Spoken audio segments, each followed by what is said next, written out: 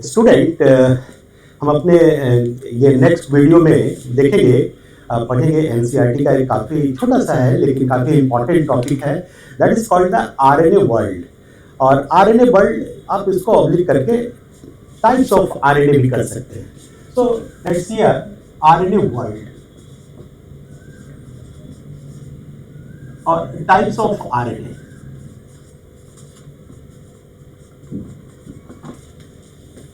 ये इतना हेडिंग आप देख दीजिए, आरएनए वर्ल्ड या फिर इसको टाइप्स ऑफ आरएनए। देखिए आपके एनसीईआरटी में लिखा हुआ है एक जगह कि why not RNA is the genetic material. तो 3-4 रीजन को डिस्कस किया है, उसको हम लोग वन बाय वन देख लेंगे। तो क्वेश्चन के फॉर्म में स्टार्ट करते हैं टॉपिक को। क्वेश्चन है कि why not RNA is genetic material.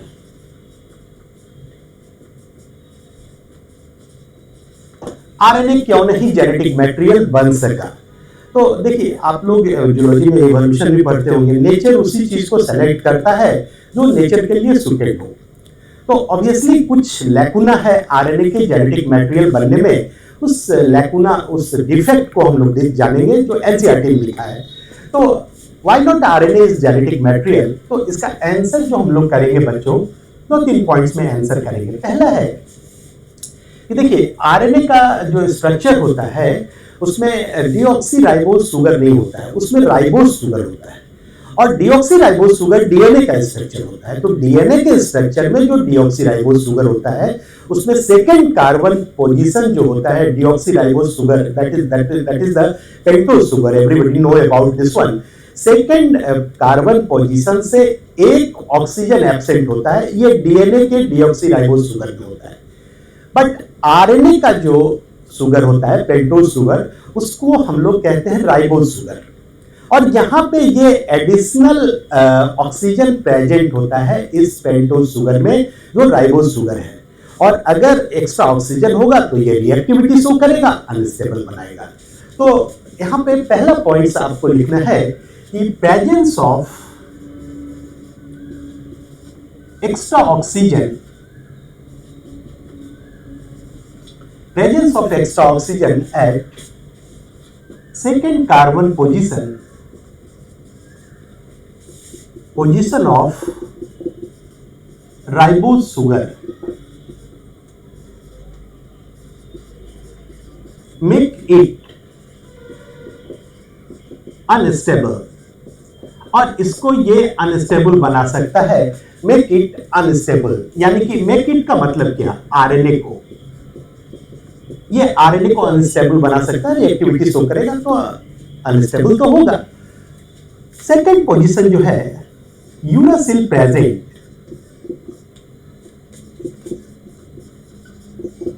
Uracil present in RNA at place of DNA, uracil present in RNA at place of DNA, DNA की जगह पे uracil, DNA actually uracil present in RNA at place of thymine,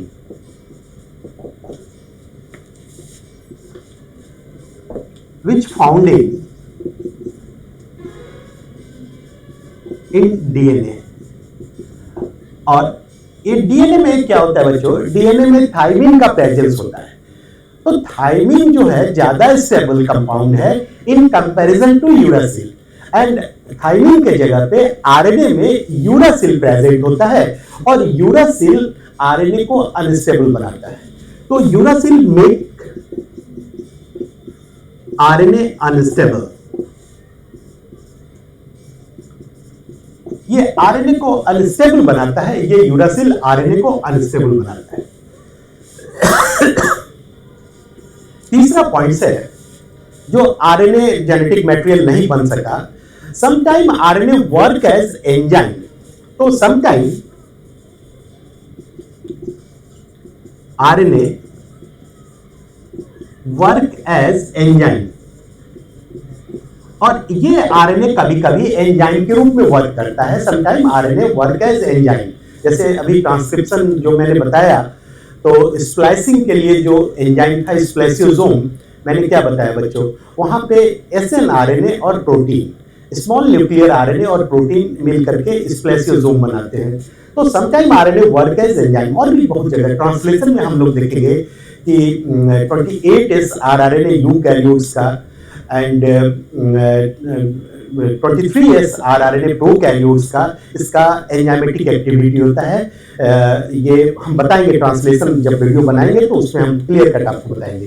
तो sometime RNA work as enzyme, और ये भी अगर कोई RNA enzyme के रूप में वर्क करे तो फिर जेनेटिक मटेरियल कैसे बन सकता है, ये भी एक क्वेश्चन है।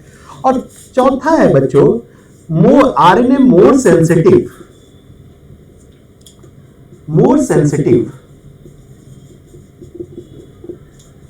To mutation.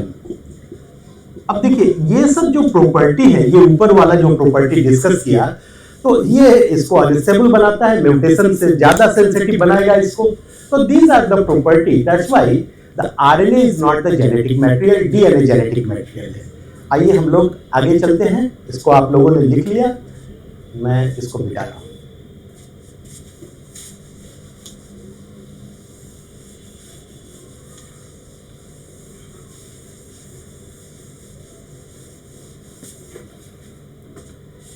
चलिए बच्चों, अब देखिए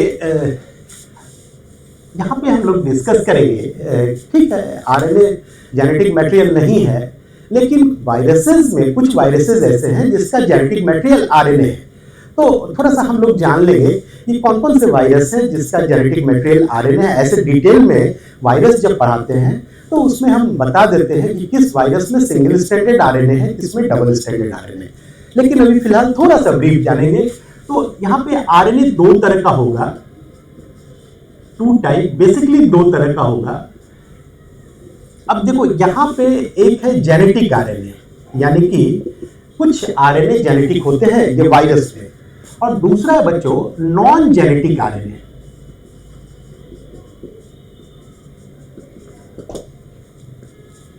नॉन जेनेटिक आरएनए, अब देखिए ये जो जेनेटिक आरएनए है तुम्हारा, ये जेनेटिक आरएनए कौन कौन सा है? तो in certain viruses,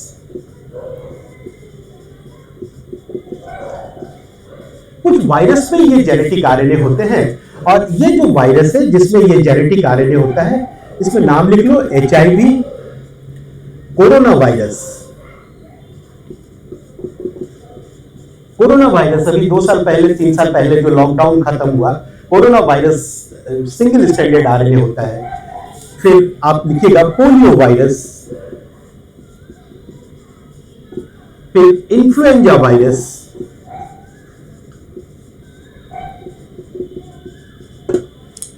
HIV, corona virus, polio virus, influenza virus, और एक TMV के बारे में भी लिख लेंगे, TMV, tobacco Mosaic virus. These are the genetic RNA which is present in these virus. But virus के बारे में आप लोग सबको जानते हैं, it is neither living nor dead. Outside the host, it is the dead. Inside the host, it work as a living. तो आप जेनेटिक मटेरियल, बिकॉज यही जेनेटिक मटेरियल रेप्लिकेट करता है इनसाइड द होस्ट बॉडी, तो genetic material कुछ viruses में ये consider होता है। बट नॉन जेनेटिक आरएनए के बारे में जब जानिएगा तो सबसे पहले है एमआरएनए। देखिए एमआरएनए नॉन जेनेटिक आरएनए है, ये मैसेंजर आरएनए है, यानी कि डीएनए पे जो जेनेटिक मटेरियल है, जीन प्रेजेंट ऑन डीएनए के सेगमेंट को ही जीन कहते हैं, और उसी का ट्रांसक्रिप्शन होके मैसेंजर आरएनए में उसका इंफॉर्मेशन आता है in the form of genetic code. तो डायरेक्टली ये जेनेटिक मटेरियल नहीं है, ये डीएनए का कॉपी है जो कि इंफॉर्मेशन को कैरी कर रहा है प्रोटीन सिंथेसिस के लिए या जीन एक्सप्रेशन के लिए। तो mRNA is the non genetic RNA. The second is tRNA, rRNA. Obviously rRNA के बारे में आप लोग जानते हैं, राइबोसोमल आरएनए कहते हैं, और this is the constituent of ribosome. ये राइबोसोम बनाने में के स्ट्रक्चर में काम आता है। इसके अलावा एक दो आरएनए और लिख देते हैं, एसएनआरएनए और एससीआरएनए। और एसएनआरएनए जो होता है इसको हम लोग कहते हैं बच्चों small nuclear RNA, small nuclear RNA, और एससीआरएनए स्मॉल साइटोप्लाज्मिक आरएनए।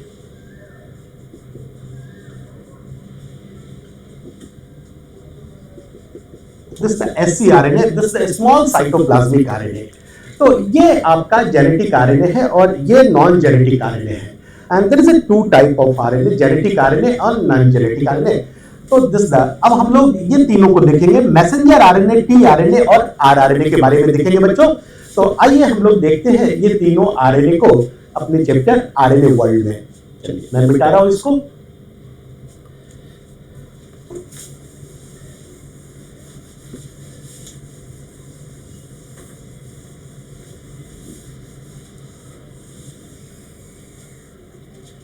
चलिए, दिस द mRNA।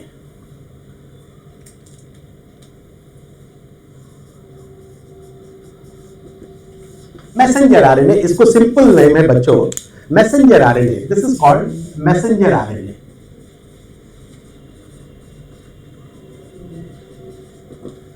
अब इसका मैसेज कैरी करने का काम है। मैसेज कहां से?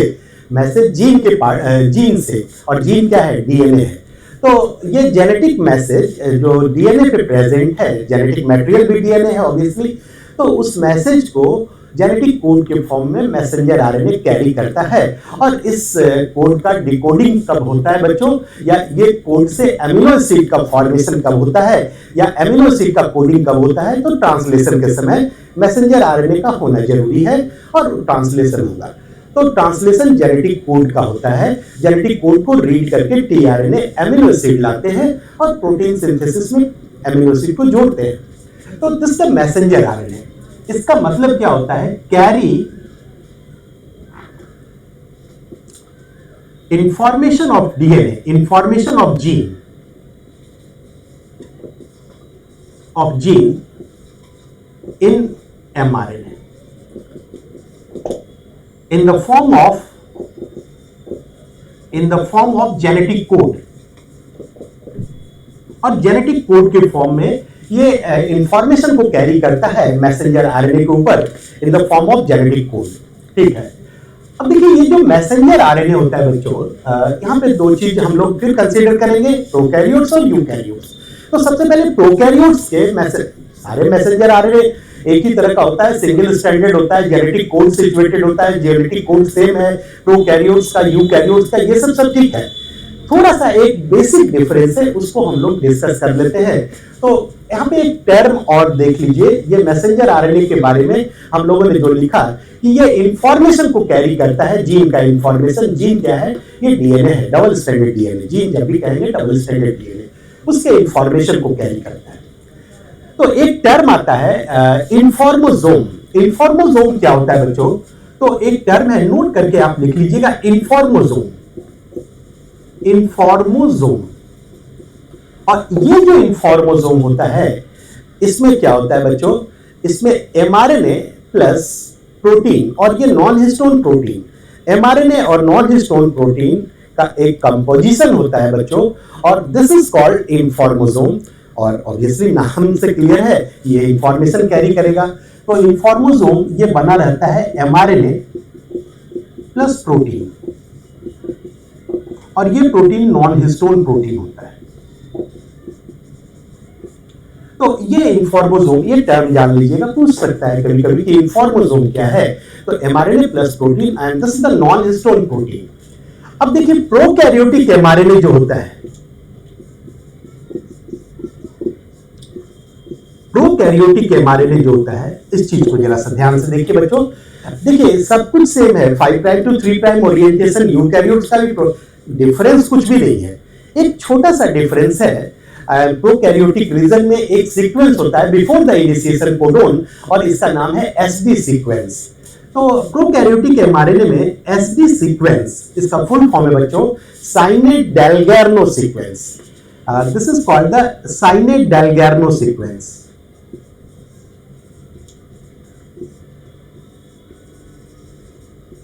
SD sequence present before initiation codon, और ये इनिशिएशन कोडोन के पहले, इनिशिएशन कोडोन के पहले एक सीक्वेंस होता है जिसको कहते हैं साइनेट डेलगार्नो सीक्वेंस, और ये साइनेट डेलगार्नो सीक्वेंस एक डिफाइंड बेस सीक्वेंस है जो कि फिक्स बेसिस का होता है और इनिशिएशन कोडोन के पहले प्रोकैरियोटिक मैसेंजर आरएनए में प्रेजेंट होता है। और ये जो साइनेट डेलगार्नो सीक्वेंस होता है, इसका जो न्यूक्लियोटाइड्स होते हैं ये फिक्स है, ए जी जी ए जी जी यू, और इसका ओरिएंटेशन 5 प्राइम टू 3 प्राइम। अब इसके बाद इनिशिएशन कोडोन आएंगे। So this is the Shine Dalgarno sequence of the fixed basis. पूछ नहीं सकता है नीट में, लेकिन जानकारी होनी चाहिए आपको। ये नीट में पूछ भी सकता है, टफ क्वेश्चन करे नहीं भी पूछ सकता है, लेकिन इतना बेसिक जानकारी आपको होनी चाहिए। अब देखिए यहाँ पे एक चीज याद रखिएगा, साइनेट डेलगार्नो सीक्वेंस प्रोकैरियोट्स का यूटीआर रीजन का पार्ट भी है। यूटीआर रीजन क्या होता है अभी हम डिस्कस करेंगे। यूकैरियोट्स का मैसेंजर आरएनए बताएंगे अभी जस्ट। तो मैसेंजर आरएनए यूकैरियोट्स में यूटीआर रीजन होता है बिफोर इनिशिएशन कोडोन, और ये यूटीआर रीजन का ट्रांसलेशन में कोई रोल नहीं है, इसलिए इसका नाम है ट्रांसलेटेड रीजन। लेकिन रोल क्या है बच्चों, इस साइनेट डेलगार्नो सीक्वेंस जो कि प्रोकैरियोट्स का यूटीआर रीजन का पार्ट है, और यूकैरियोट में भी अभी हम डिस्कस करेंगे यूटीआर रीजन। इसका काम क्या है, ये स्मॉलर राइबोसोमल सबयूनिट को फिट करने में ड्यूरिंग द प्रोटीन सिंथेसिस मदद करता है, दोनों केस में, प्रोकैरियोट्स में भी और यूकैरियोट्स में भी। तो this is the SD sequence, और ये बचा हुआ पार्ट है आरएनए का जो initiation codon and rest of the codon present है, ओरिएंटेशन 5 प्राइम टू 3 प्राइम। अब आते हैं हम लोग देखते हैं बच्चों यूकैरियोटिक मैसेंजर आरएनए। आइए देखते हैं यूकैरियोटिक मैसेंजर आरएनए। मैं बिठाऊं क्या इसको, बिठा देता हूं। Eukaryotic messenger RNA, eukaryotic messenger RNA.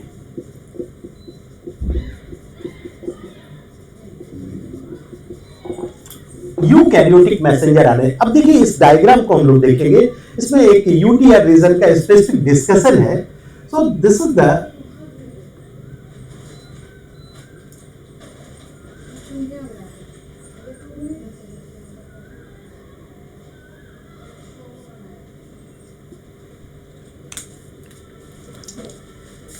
UTR region,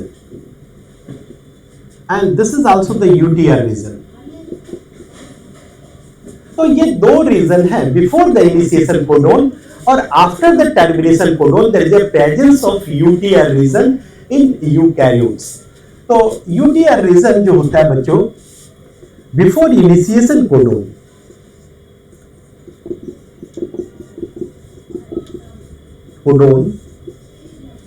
और आफ्टर टर्मिनेशन कोडोन।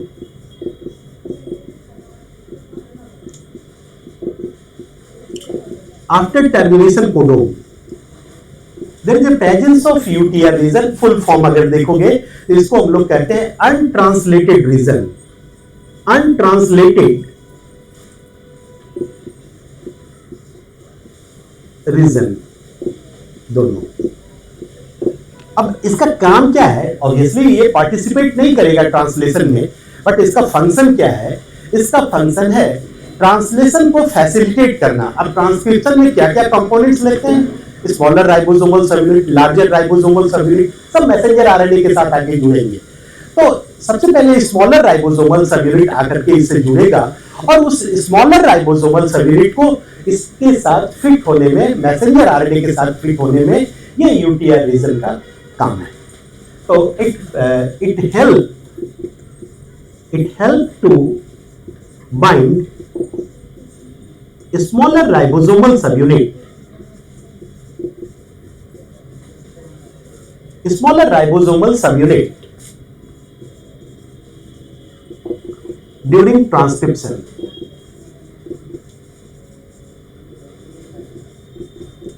ट्रांसक्रिप्शन के समय स्मॉलर राइबोसोमल सबयूनिट को बाइंड करने में मदद करता है ये यूकैरियोट्स का। अब एक चीज मैंने अभी एसडी सीक्वेंस के बारे में बताया आपको कि एसडी सीक्वेंस कहां था, प्रोकैरियोट्स में था।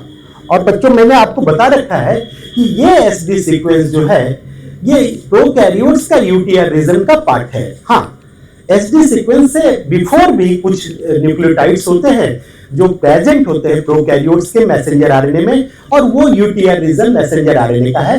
And SD sequence is also the part of UTR region of prokaryotes. Eukaryote में एसडी सीक्वेंस का कोई डिस्कशन नहीं है, ना पाया जाता है, but there is a defined sequence that is called the UTR region. इसका रोल नहीं है ट्रांसलेशन में, बट ये हेल्प करता है during the, it helps to bind the smaller ribosomal subunit during transcription, during translation, sorry, this is the translation.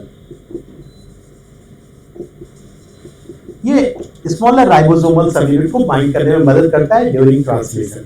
ठीक है बच्चों, यहीं पे मैसेंजर आरएनए को हम लोग खत्म करते हैं। अब इसके बाद आता है टीआरएनए। आइए देखते हैं, that is called the transfer RNA. मैं इसको मिटा रहा हूं। आइए देखते हैं टीआरएनए।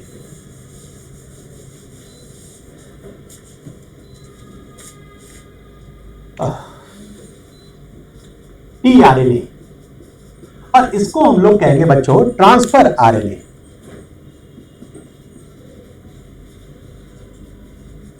ये टीआरएनए है और this is also called transfer RNA, और इसको हम लोग टीआरएनए कहेंगे। देखिए, ये एमिनो एसिड्स को कैरी करता है बच्चों। क्या कैरी करता है? एमिनो एसिड को कैरी करता है at the site of protein synthesis. ये टीआरएनए, इसलिए इसका नाम हम लोग दिए हैं transfer RNA. It carry the amino acid at the time of protein synthesis, at the site of protein synthesis, that's why it is called the tRNA. So this is called the, और इसको simple way में define कीजिए, it carry amino acids at the site of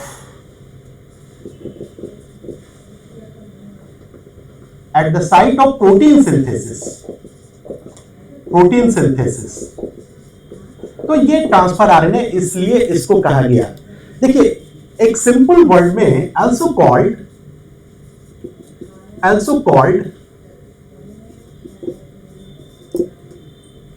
soluble RNA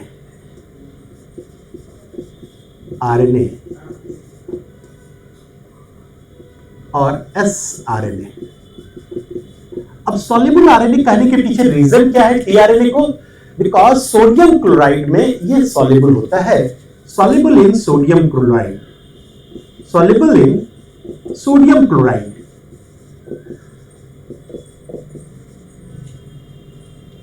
soluble in sodium chloride, ये sodium chloride में soluble होता है, that's why it is called the soluble RNA, और ये सोडियम क्लोराइड में सॉल्युबल होता है। सो दिस इज द टीआरएनए। देखिए, टीआरएनए सबसे छोटा आरएनए है, जितने भी आरएनए हम लोग पढ़ेंगे तो ये स्मॉलेस्ट आरएनए है, सबसे अनस्टेबल आरएनए है। लेकिन टीआरएनए का जब स्ट्रक्चर आप देखिएगा बच्चों, तो दो तरह का, पहले वाले एनसीईआरटी में दिया हुआ था और अभी शायद हटा दिया है, लेकिन फिर भी इस बेसिक स्ट्रक्चर को आपको जानना चाहिए कि टीआरएनए का स्ट्रक्चर आखिर होता कैसे है, और उसके लेबलिंग को हम लोग को जानना चाहिए। तो देखिए, दो तरह का स्ट्रक्चर हम लोग देखेंगे टीआरएनए का। एक 3D मॉडल जिसको कि किम एंड क्लंग ने दिया था, और एक 2D मॉडल जिसको होली ने दिया था, और होली वाले मॉडल को एक कहा जाता है clover leaf model. So this is the 2D model. ये 2D मॉडल है, और ये है तुम्हारा 3D मॉडल।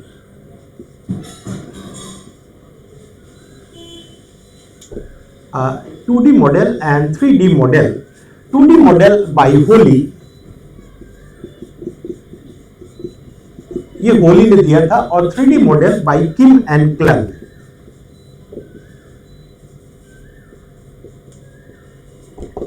चलो, अब देखिए बच्चों, यहां पे मैं जरा सा मिटा ले रहा हूं 2D और 3D मॉडल दोनों को बनाने के लिए, बिकॉज ये थोड़ा छोटा पड़ जाएगा अच्छे से लेबल करके बनाना, तो मैं इसको मिटा दे रहा हूं। ओके,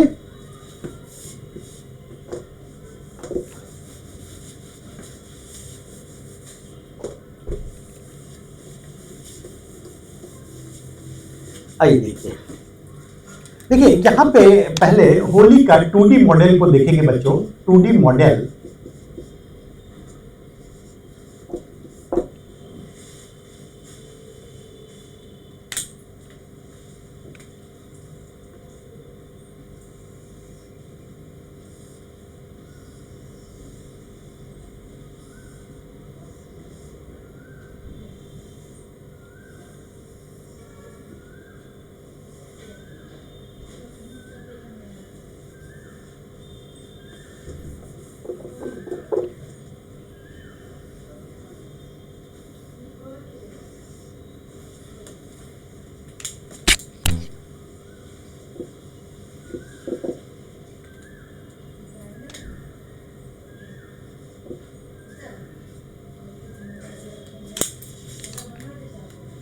देखिए ये 2D मॉडल का डायग्राम मैंने बनाया है बच्चों, और ये क्लोवर लीफ मॉडल इसको कहा जाता है। This is the clover leaf model.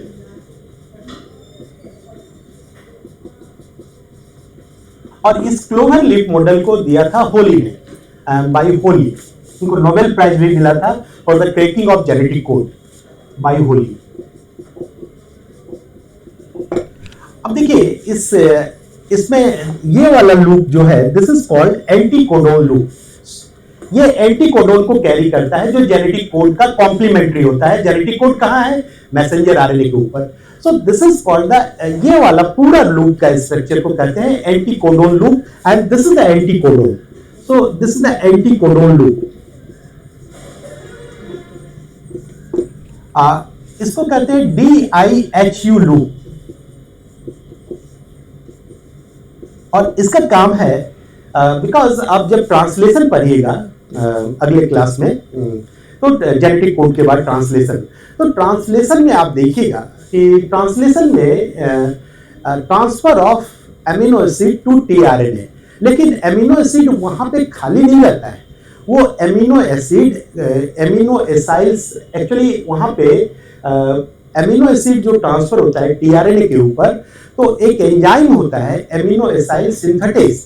अब उसके साथ वो बाइंड अप रहता है वो एमिनो एसिड, तो ये एंजाइम को रिकॉग्नाइज करता है। DIHU loop, it recognise such enzyme जो कि एमिनो एसिड से बाइंडेड रहता है।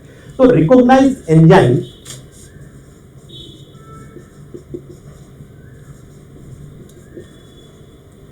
Amino acyl synthetase,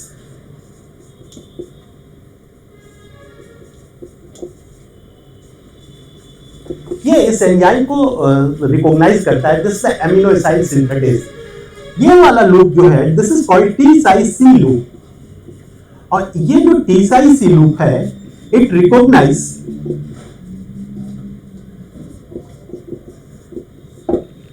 ribosome. देखिए बच्चों, राइबोसोम का रिकॉग्निशन, आप ट्रांसलेशन देखिएगा तो टीआरएनए राइबोसोम के अंदर जाता है, लार्जर सबयूनिट के अंदर। तो ये लूप राइबोसोम को रिकॉग्नाइज करता है। ये 3 प्राइम एंड है, और 3 प्राइम एंड पे डिफाइंड बेसेस होते हैं ACC। ये फिक्स है, ये हमेशा 3 प्राइम एंड पर ACC होगा बेसिस, और ठीक इसके ऊपर एमिनो एसिड्स लगे रहेंगे। पहला एमिनो एसिड हो या दूसरा हो या तीसरा हो, this is the amino acid. ये एमिनो एसिड लगे रहेंगे, ACC लगा रहेगा और 3 प्राइम एंड, और यहाँ पे इसी से एमिनो एसिड लगे रहेंगे। ये 5 प्राइम एंड है। अब ये ऐसे, एक्चुअली ये फोल्ड करके इस तरह का स्ट्रक्चर बनाया गया है क्लोवर लीफ मॉडल। ऐसे खींच दो तो सिंगल स्ट्रैंडेड आरएनए, ऐसे फोल्ड कर गया तो ये कॉम्प्लीमेंट्री बेस से अपना बॉन्ड भी बना लिया। और यहाँ पे इसको कहते हैं minor loop. This is the minor loop, और इसका फंक्शन अननोन है। अननोन फंक्शन मतलब कि वेल डिफाइंड फंक्शन कुछ भी नहीं बताया गया है कि यही करता है। ये फंक्शन वेल डिफाइंड नहीं है। फंक्शन नॉट वेरिएबल फंक्शन कहा जाता है, function not defined.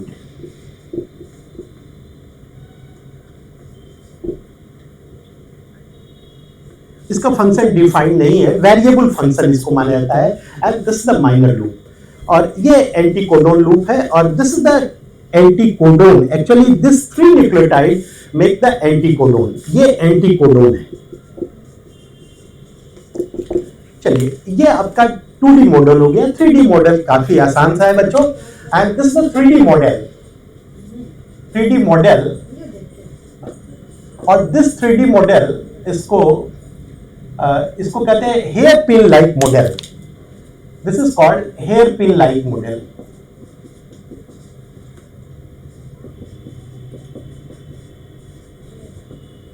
Bye Kim and Klug. Kim and Klug ने हेयर पिन लाइक मॉडल दिया था, और this is called the 3D model. अब देखिए, ये जो 3D मॉडल है किम एंड क्लंग ने जो दिया था,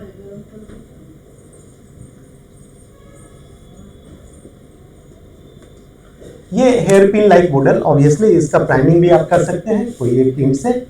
दिस 3 प्राइम और ये 5 प्राइम, ये एंटी कोडोन है इसका।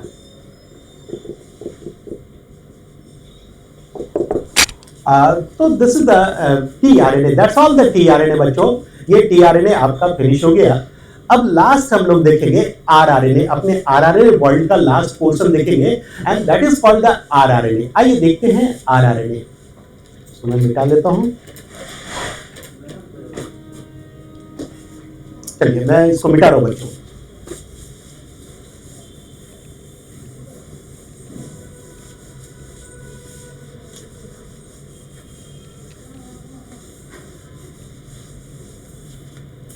चलिए अब हम लोग देखते हैं बच्चों rRNA।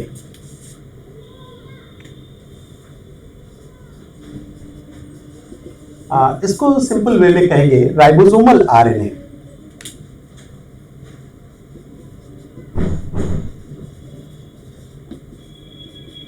और ये राइबोसोमल RNA जो होता है बच्चों, it is the most stable RNA भी कहते हैं and it is the part of ribosome along with protein. So most stable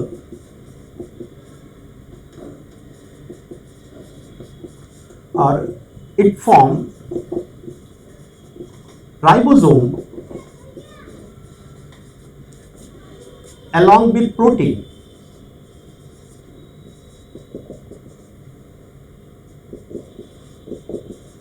यानी कि rRNA प्लस प्रोटीन ये दोनों मिलकर के राइबोसोम बनाते हैं। अब ये rRNA और प्रोटीन मिलकर के राइबोसोम बनाते हैं, तो ऑब्वियसली हमारे पास दो तरह का ऑर्गेनिज्म है, एक प्रोकैरियोट्स है, एक यूकैरियोट्स। तो यूकैरियोटिक राइबोसोम और प्रोकैरियोटिक राइबोसोम में कौन कौन सा rRNA होता है, we have to see this one. तो दिस इज द, ये प्रोकैरियोट्स का यहां पे बना देता हूं बच्चों, prokaryotic ribosome and this is the eukaryotic ribosome.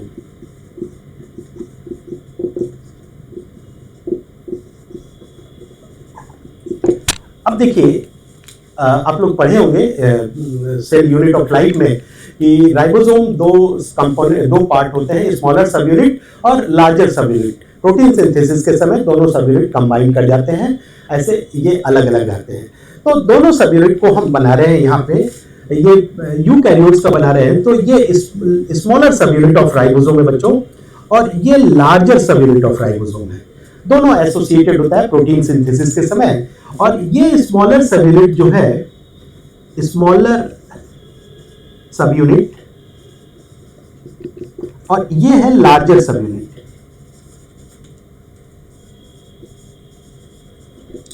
ये तुम्हारा लार्जर सब यूनिट हुआ। अब स्मॉलर सब यूनिट में क्या क्या पाया जाता है, कौन सा rRNA पाया जाता है, तो कंटेन 18S rRNA। ये क्या कंटेन करता है बच्चों, 18S rRNA कंटेन करता है। और लार्जर सब यूनिट जो राइबोसोम के होते हैं, ये कंटेन करता है 28S, 5.8S और 5S rRNA।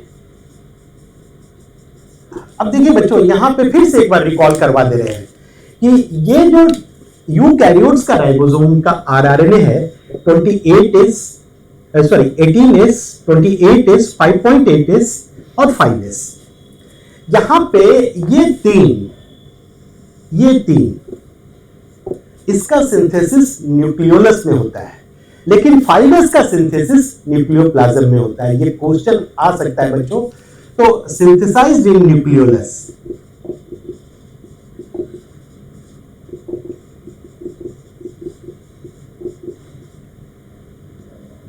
और ये जो है सिंथेसाइज्ड इन न्यूक्लियोप्लाज्म।